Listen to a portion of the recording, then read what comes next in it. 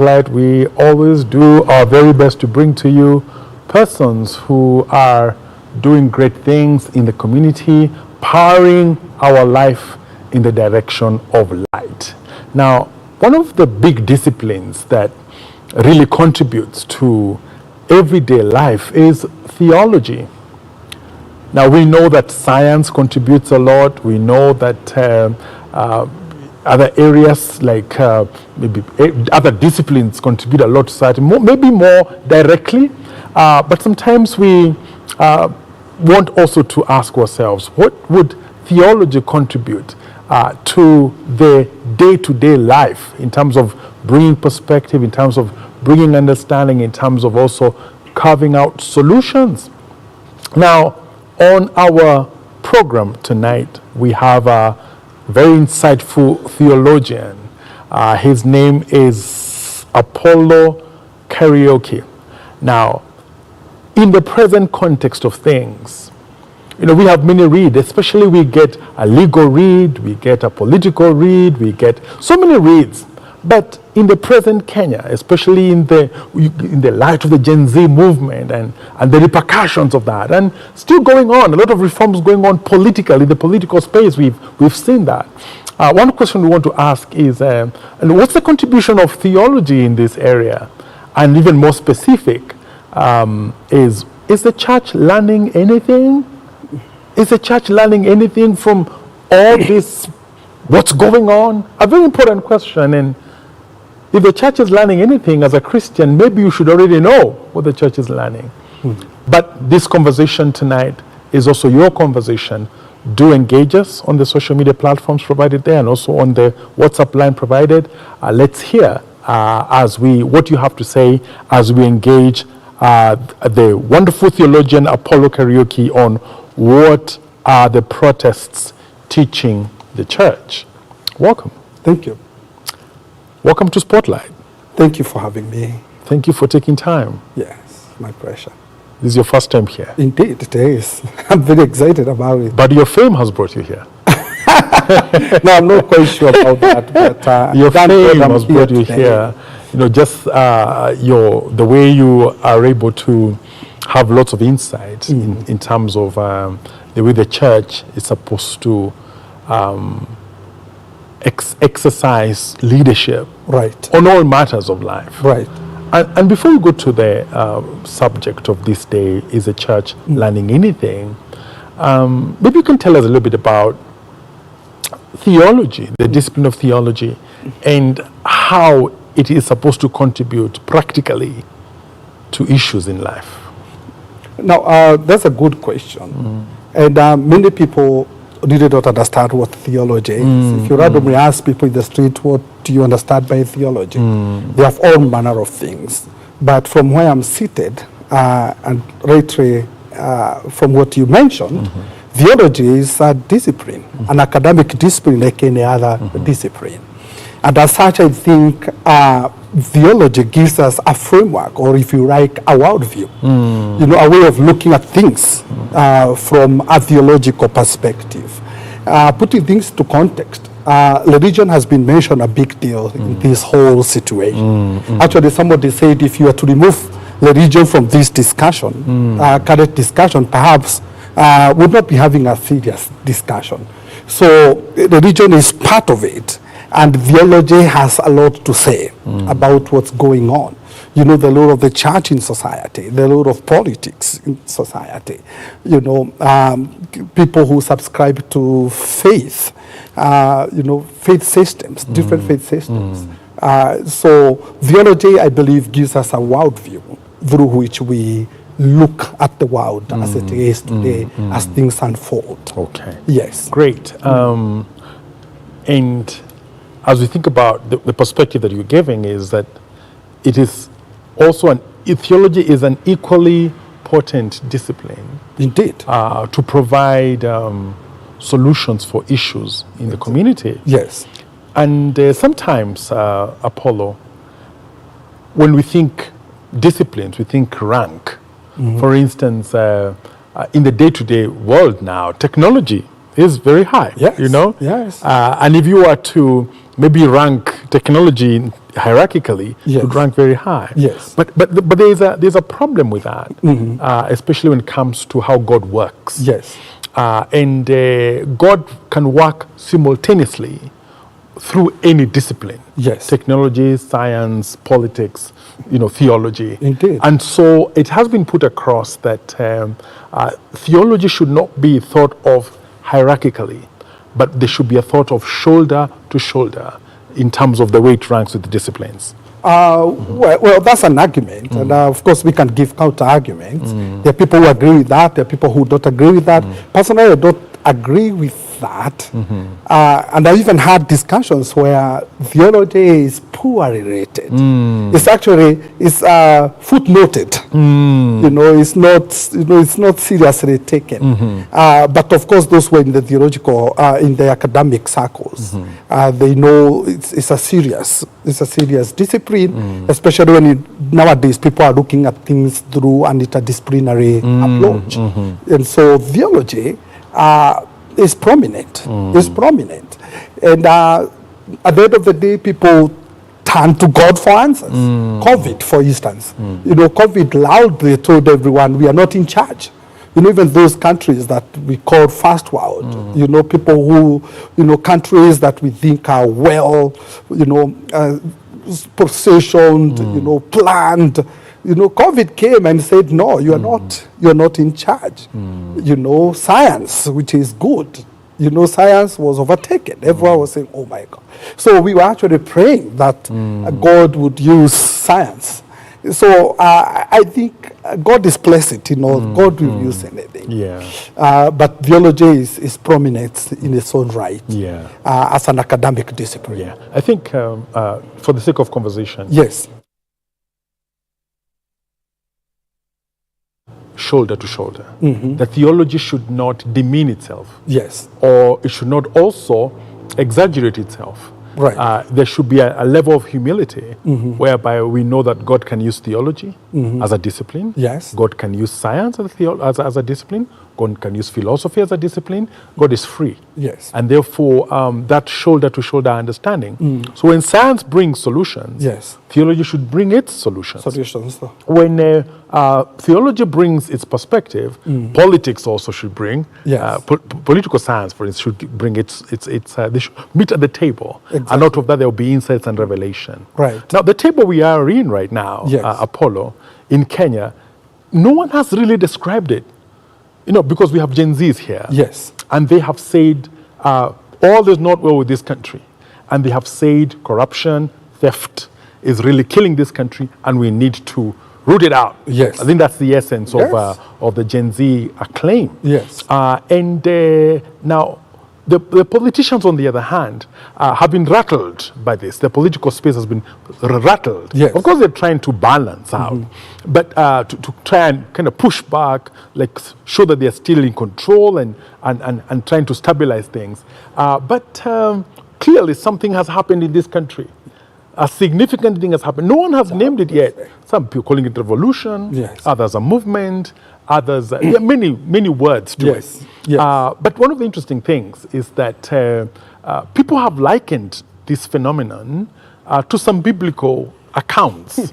Maybe you can tell us some of the things in Kenya right now. Yes. Because it's big. It's a big thing. Yeah. Even historically, it's been likened with previous moments of great reform for this country. Yes. But biblically, what do you think rhymes with this season? Well, apparently I've talked to different people that regard, and many people don't think the Bible has addressed itself in regard to protest, as we know them in Kenya, the Maandamano, thing, as we understand it in Kenya. But when you look at the Bible, it has very interesting scenarios of protest. And to begin with, I believe the Exodus situation in chapter 9 of Exodus, where God says Moses to Pharaoh, let my people go. That's the greatest revolutionary mantra that has ever existed.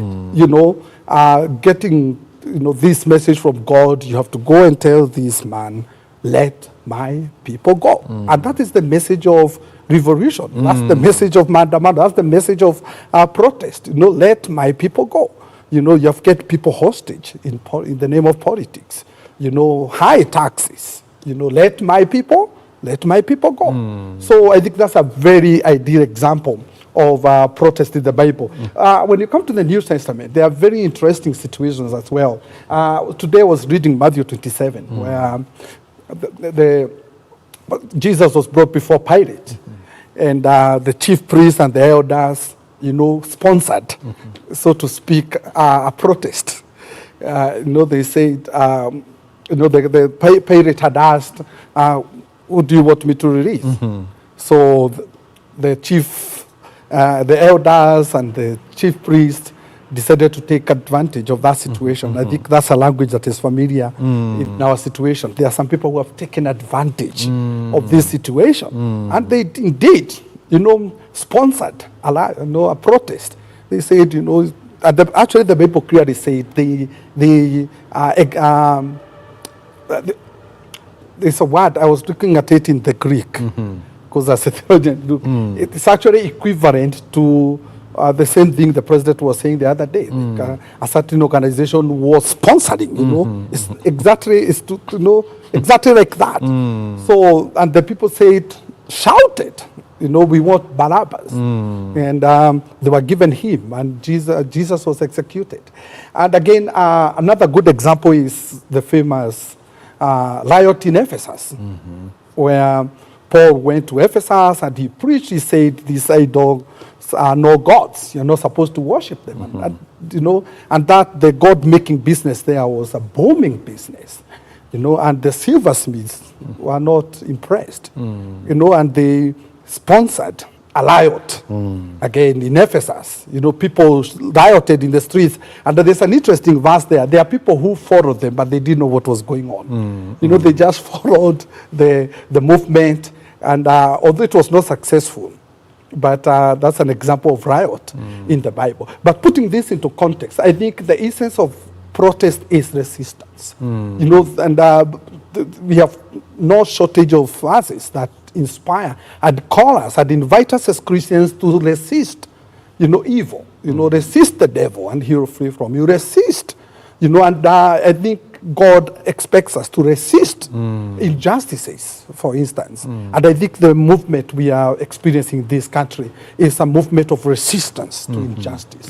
You know, resistance to long-term political bondage. You know, they are saying, let my people go. You know, we have kept us hostage for a long time.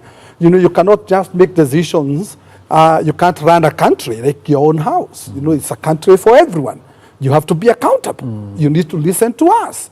You know, so I think that spirit of resistance is totally supported in the scriptures. You know, that's interesting, because there are many nuances to this, and what comes out there is that the mother or the bedrock of resistance is let my people go. The Exodus movement, and moving from captivity to freedom is a consistent theme in the scriptures. And I feel that's exactly what people are asking for. They want to move from a place of bondage, a place of where they are especially overly taxed, you know, to a place where there's some ease, right?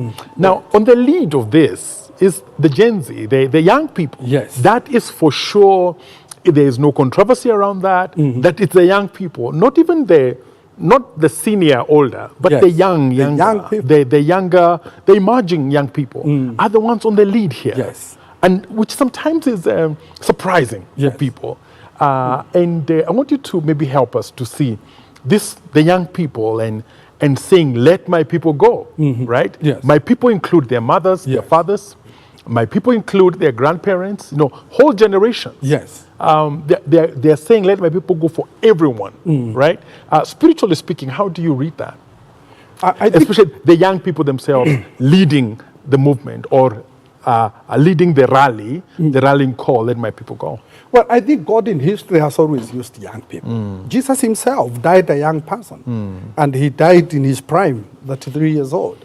And looking at the history of Reformation as well, most of the reformers were relatively young people. And I think spiritually, it's something that is speaking volumes to us, that young people have a place, not only in the nation, but in the country. Most of the time we see young people as lost. And so the next thing we are giving them is guidance, direction, people who have no lead, they need a leader. And this leader must be older than them. And but now what we are seeing is young people are saying we are leaders and we are citizens. We are equally important. We are not leaders of tomorrow. As it were, we are leaders today. So that tomorrow you are promising us is today, not tomorrow. And I think spiritually that is very, very important, especially when we are talking about the role of young people in the church today. Of course, we all know that young people are now running away from churches. And that should help us raise some important questions. What's going on? Why are they running away? Why are they not interested in the church? What's the future of the church if young people are not taking their rightful place? But I think it's a time for us to reposition ourselves and put the young people where they belong. They are not miscellaneous. They are serious constituency. That demographic is serious. It must be taken with the seriousness it deserves. So long gone are days where young people are not considered, young people are not consulted, young people are ignored. That is long gone. Now they are at the table, at the center, and apparently they are the host. It seems they are not invited, they are the host. And now they are saying, come to our space. Come to our space. That was very interesting. I think that what you're talking about is very important because it's countercultural. Yes. In this way, that young people are supposed to grow up first. Yes. Before they can gain a voice. Exactly. And what's happening now is that as people process the protest spirit, there's a whole school of thought that is supportive. It's embracing young people like you are. Yes. But there's another school of thought that is absolutely dismissing them as kids, yes, as idle people, as used by others, and not being received. Their voice is not being received as a whole voice, as yes, a complete voice. Yes. It is a fraction. It is like a wind. We don't need to take it very seriously. Like they have placed demands, for instance. Yes. One of the demands they have placed is that let us have a fresh, new, top political leadership. But they seem to have been absolutely ignored in that. And maybe the fact that they are young, yes, and we hear the language of, these are our daughters, these are our sons. Yes. And so they make small the voice of young people. But what if, Apollo, what if the young people are the prophets of today? What if the young people are actually speaking the voice of God? Like Samuel. Yes. Young Samuel. Yes. They are in the same space. Yes. With Eli. Yes. And God chooses to overtake Eli. Yes. Or to overlook him. Yes. Or to let him sleep. And directly go to Samuel, the young man, and he yes, speaks stubbornly 3 times. Yes. It's you I'm talking to. It's you I'm talking to. It's you I'm talking to. So how would the nation then go if we ignore the young people? Yes. And they be the prophet's voice? Now, I don't want to say what if. I want to say, doubtlessly, they are the prophets of these times. They are the prophets, doubtlessly. And anyone who is trying to demean them, they're only doing it at their own risk. And you can hear those words that are used to demean, these are our children. What are those words supposed to mean? They want to postpone their potential. They want to postpone their influence. You are our children. You're supposed to submit to us. You don't know any better than us. But that's not true. And I was comparing this situation with David. When David killed Goliath, the women came singing, Saul has killed 1,000. David has killed 10,000. Now, the Saul of our times are behaving like the Saul of old. So instead of joining David, which is an unstoppable movement, they want to kill David, and you can't kill David. you know, and that was not possible. Saul was not able to kill David, you know. So I think this is time to join David. Yes, and join and say, what are they saying? And that's why they gained a lot of support from the larger mass, you know, the larger public, because they were saying things that we have always wanted to say, but we didn't know how to say. Yeah. You know, they said something that was fresh air to us. You know, they claimed their space. They said, we need accountability. We have always wanted to say that, but we didn't know how, you know. And we have always abused the opportunities God has given us to put people into task, you know, be accountable. But now they are saying no.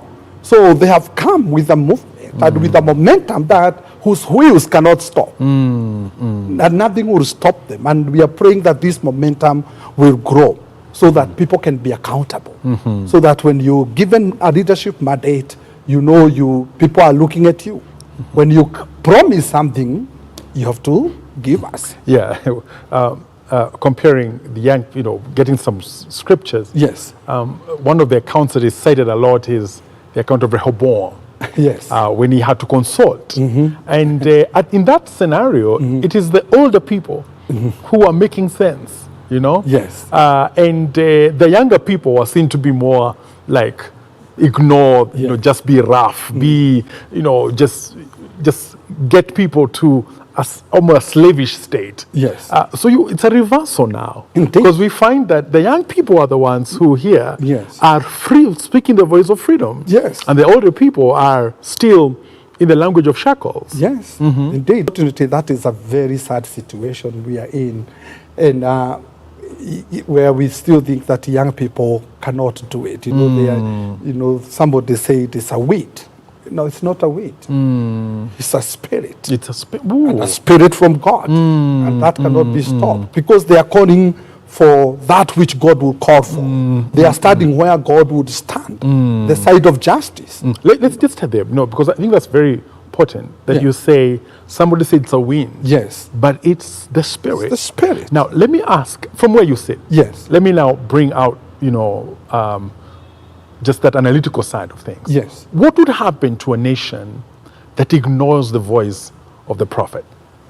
Well, you will only ignore the voice of the prophet at your own risk. Because God is speaking.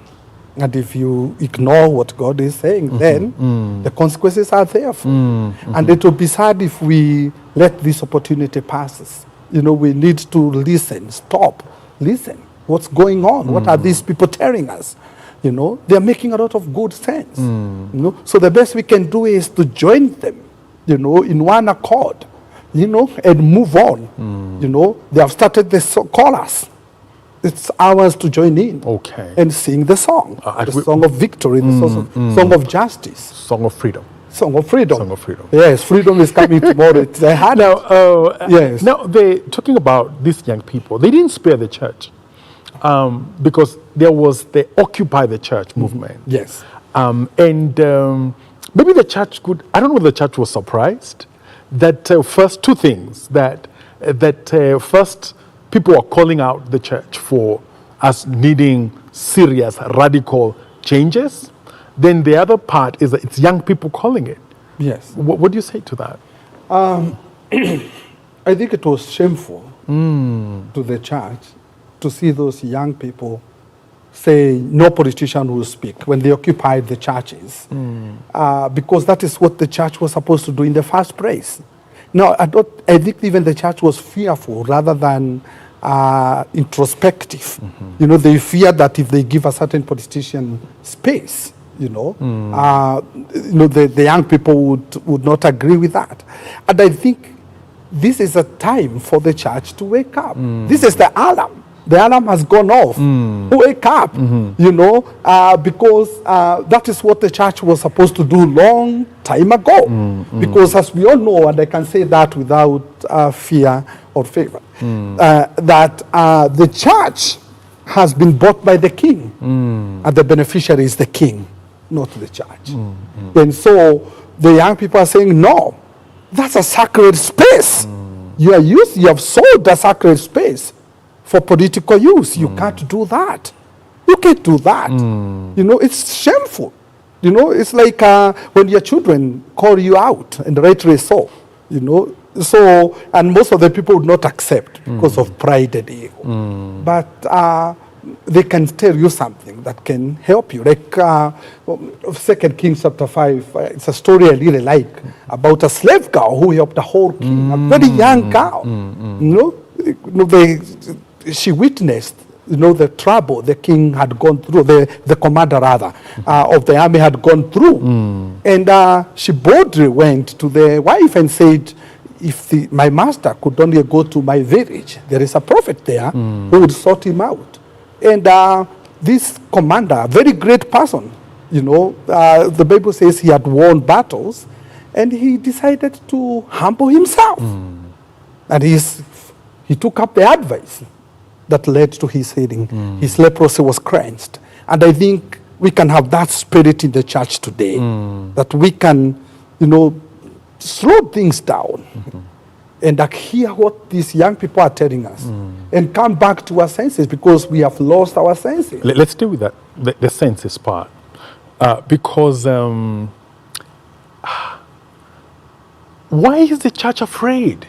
Why is the church afraid, for instance, of saying this is the altar area, and or this is a church service, and we will allow you to come in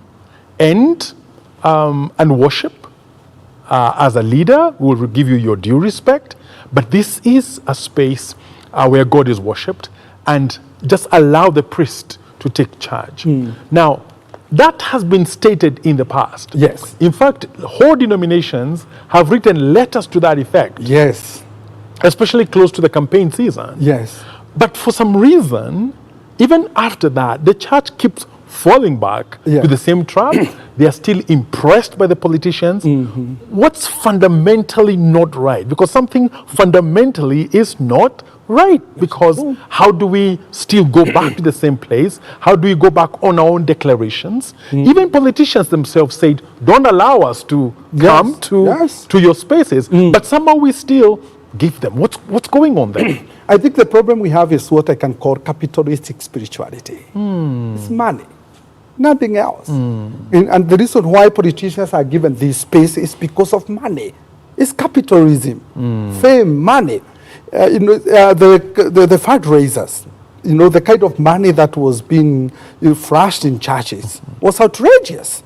And I think that is what has changed things. It was very difficult. The church is afraid, because you are beneficiary of this money. So you'd rather have a politician speak on the altar and leave some money than have him keep quiet together with the others and join in the silent amen without being noticed. And nothing happens. You know, you have nothing to benefit from. But this space given to politicians is given because of the money they are giving. And that is what needs to stop. You know, we don't need that money.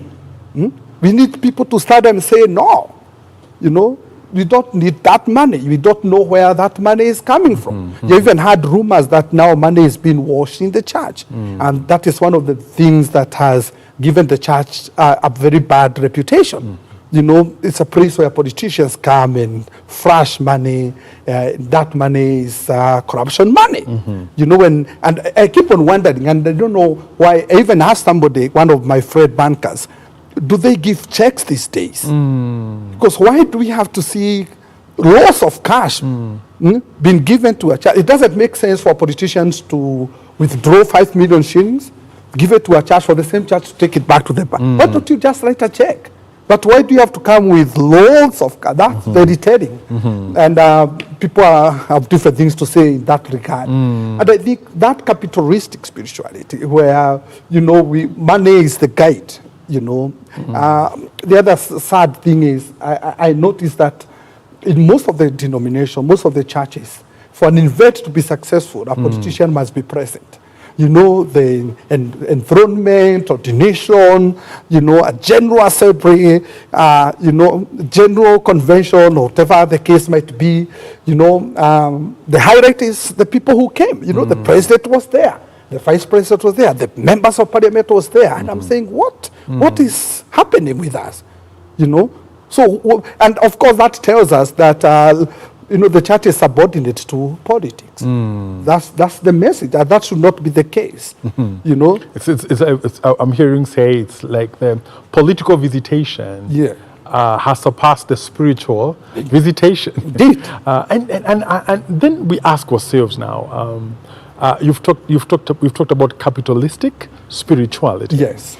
And let me ask you, what should be there instead? What would be the kind of spirituality that would not be impressed or would depose the capitalistic understanding of the church and itself? I think it's a spirituality that is hinged on the basic tenets of Christianity: justice, love, truth. And that's why every time the message of God is go back to the crossroads. Because if you start where God stands, if you start for justice, if you start for truth, you are going to be amused. You're not going to, be, you're not going to be overtaken by this political excitement. You're not going to be overtaken by the love of money. And I think justice, peace, love, those tenets of the kingdom of God, they help us to start firm, to resist that which is wrong. And I think that is the kind of spirituality, a spirituality that is sensitive, to justice, to love, to kindness. That is the kind of spirituality that makes sense. No wonder James said the true religion is the one that takes care of the widows, that has a sensibility of justice. And I think justice is a key word. It's a key word, because it's a pregnant word, as it were. It carries a lot of other things. And so a spirituality hinged on the tenets of the kingdom of God. All right. Let's stay with that, because again, thinking about the pastor, the priest. Yes. And I want you to speak directly to the priest who trembles in the presence of the king. Yes. Because we have Nathan, who has an extensive conversation with King David and tells him, you are the man. Yes. And David feels convicted that he is he's wrong. And he goes ahead to have a whole path of repentance. But now look at what we miss out. When the priest is trembling before the king, then but the king is already in his own mind afraid of the priest, because you never know what the priest is gonna say. So the king is ready to tremble before the priest. But the priest already trembled before the king. Before the king. No, it's not supposed to be that way. I think I've heard people say that Billy Graham, the great evangelist, was asked one day whether he would vie for a political position in the United States. He said no. He said, my calling is greater than being a president of the United States. And rightly so. And I think for those pastors who are timid in front of politicians, I think they are not self-aware. They are not aware of what they carry. Because the mandate God has given them is a mandate over everyone, including the king. You can tell the king, let my people go. But immediately you become timid in front of the king, what are you telling me? When you become timid in front of the MCA or the member of parliament, honestly, you are devaluing yourself, you are lowering yourself. The God-given mandate is a serious mandate. It's a prominent mandate. And the voice, you bear the voice of God, you bear the mandate of God, under which everyone must listen. The king, the chief, the MCA, the women, everyone.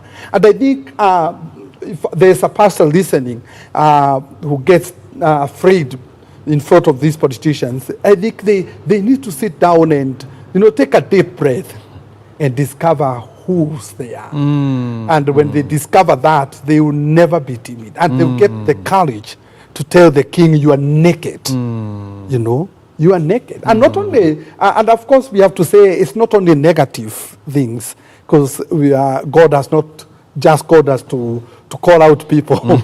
Even when the king is doing right, you say, that is right. You are standing for the cause of the poor. That is right. And that gives you some objectivity in your critique. And I saw that because in the recent appointment of the nominee of the Attorney General, Yes. you could tell that the whole, almost the entire space was saying that those are the kind of appointments we want. Yes. They are affirming, because this lady, Dorcas, who is the nominee for Attorney General, is not introduced by her positions, or she's introduced by her moral sense, Yes. by her professionalism. Exactly. That's how she's introduced. And the argument is that maybe if we had taken a little more time, we didn't rush too fast, Yes. then maybe there would be more acclaim as to what the new cabinet to be Yes. would be like, right? Indeed. Just to confirm that it's not just bad things, Yes. but when you do good, Yes. affirm the king, Exactly. affirm the leadership, and say you've done well, Right. keep on the track, Yes. right?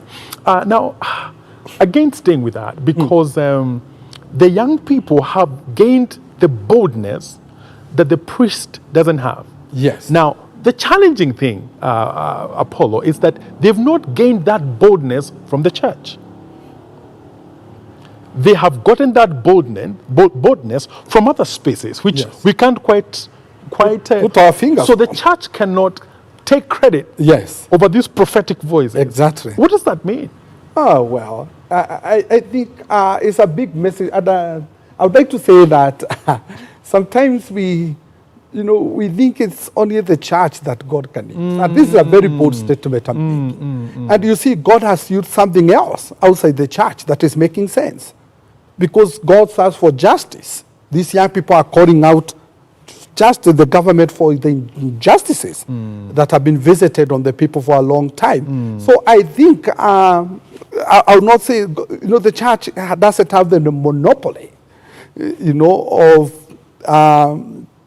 the usage of God. God can use anything to promote His agenda, and that's what we are seeing. It's not coming from the church. A prophetic voice, a strong prophetic voice that has come from without the church and now coming within the church, and it's coming very fast. And I'm actually looking forward to the future where I see young people occupy the church in different ways. Even those young people in the church today, they should be incited by the right spirit. Indeed, exactly. They should be incited by the right spirit. By the Holy Spirit. Yes, by the Holy Spirit.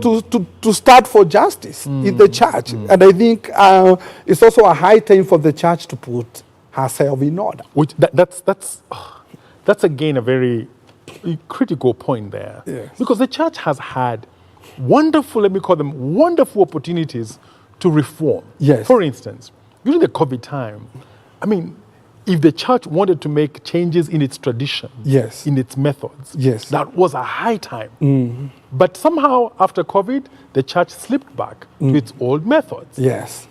Chance lost. Yes. Now, if the church really wants to reform, this is a great time. Exactly. For instance, if you want to build a courageous church, Yes. or a prophetic church, Yes. this is the time. This is the time. We use the words like take advantage of this moment. Yes. To actually embolden yourself and no longer be fearful of authorities. Yes. And when the authorities come, or the powers that be come, they find a church that is bold. Yes. And that's what happened here. Indeed. The Gen Z happened, and here we are. Yes. But why is the church reluctant or unable to make intense, significant material reforms here in Kenya? Well, of course, the first point is what I've already mentioned. The church has been compromised by the political class. The other point is I think the church has intentionally refused to move on, and to grow, and as you rightly mentioned, COVID was a golden opportunity for the church to introspect, to say what's going on, what is this happening. It was not enough to say we have digitalized the services. It was not enough to say that. The church, it was unimaginable in Kenya that the church would lock its doors on Sundays. We saw it happening. It can happen again. What does that? It was supposed to tell us, we need to move with the times. And it's very sad that this movement may again pass the church without the church listening and taking serious introspection. And I said, the right response of the church right now is sackcloth and ashes, repentance. And from there now, it can find its own way into a new frontier. And if the church is not going to reposition itself, I'm afraid what we experience in the West may be catching up quickly with us here, you know, because we have refused completely, you know, we have stuck to our guns, we have refused completely to move with the times. Yeah. You earlier on said that the area of justice is a critical area when it comes to the church and what it fronts and speaks. But how come that just the aspects of justice don't make the church emotive in any way? For instance, all the killings of young people. I mean, apart from maybe a press conference here and there, a statement, there's no emotion coming out. There's no emotion coming out and saying, no, this is wrong. How come the justice pillar is so recessive and it's only a whisper, whereas that's the voice we need right now? And how can the church gain the alphabet of advocacy? And so that it's no longer something that the church leaves to civil society, for instance. But the church inspires civil society in terms of being a voice of justice practically, and also what we can say, just raise the Christians. Raise the same way we call salvation. You know, we make altar calls of salvation. We commission people. We commission the Christians to go out and do the work of the Lord in terms of being agents of justice. I think I read a Facebook post from someone which I thought was profound. He said, if Jesus was in Kenya now, what would he have done? Would he have been in the cathedral, seated there? Would he have been with the church? I believe Jesus would have been at the city mortuary, you know, looking at those bodies, you know, pointing at the gunwoods and saying, stop killing our children. Jesus would have been at the dam where bodies were posted. He would have been there, you know, helping, you know, lifting up those bodies. And resurrecting someone. Resurrecting someone.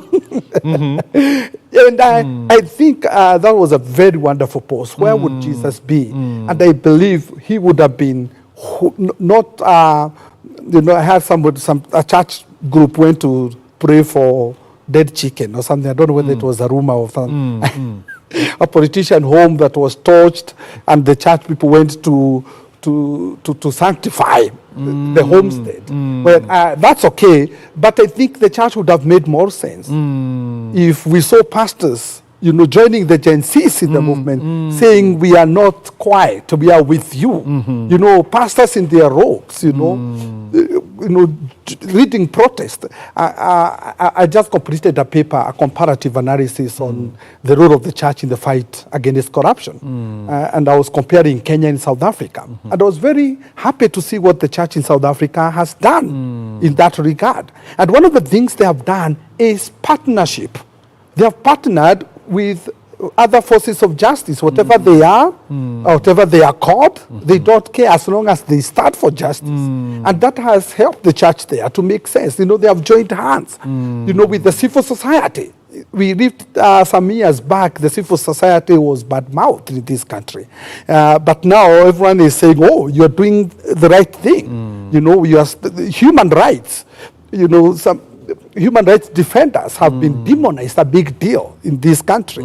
But now those are the voices we are hearing, you know, defending rights, rights of young people. And from that study, I have little, and I hope the church would partner with other forces, other people, other groups that fight for justice. The other thing is the church should come with newer ways of doing things. You know, the press conferences thing, this is how nobody listens. You're wasting time, you know, seated on luxurious hotel seats. Nobody will care. You know, go to the streets. You know, those statements will be loud and clear. Go to city mortuary. You know, those statements will be loud and clear. Go to those funerals of young people. who have been shot and say, we don't want our young people shot. Those are the kind of, approaches that will make sense. But when you stick to the old-fashioned press conferences, you're not helping a lot. Yeah.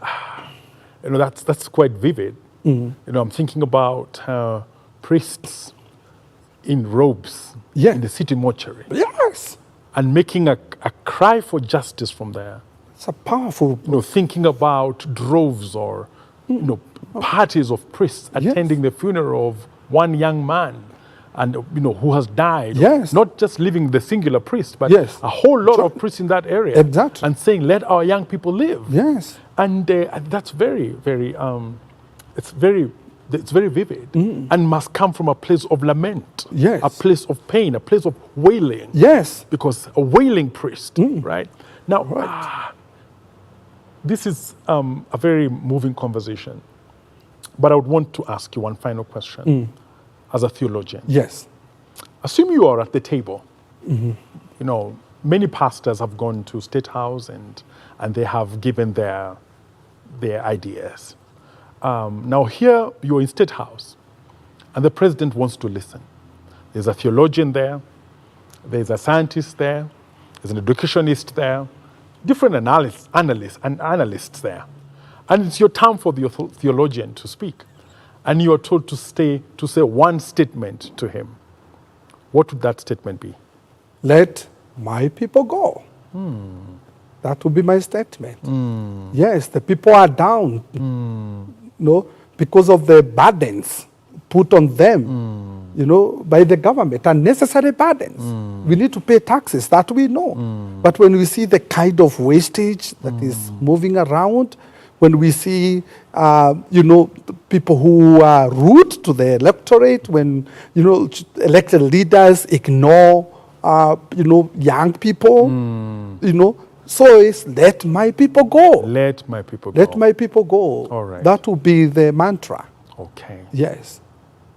Very insightful. Yes. Theologian of Pope. Thank you for your very clear insights and shedding light on this situation. And I trust that all the people, Christians, church leaders who are listening to this conversation have gleaned a lot from and have been emboldened. Yes. And it's my prayer that from this conversation, some actions will be born. Indeed. Some shifts will be made. Yes. And as you continue your noble work, may you continue also to express yourself boldly, because these are times of courage. Yes. These are days of courage, days of calling out, Yes. days of priests standing not in the cathedral as we know it, but making the street the cathedral. The cathedral. Rightly said. Thank you so much. Thank you. Viewer, thank you so much also for being just part of this conversation. And just to say also that for Spotlight, this has been a season of 7 years of conversation and insights coming from Hope TV to you. And now Spotlight will be taking a short break. And as we continue with this season, let's remember not to confuse the Spirit of God with a mere wind. This has been Spotlight. Thank you for watching.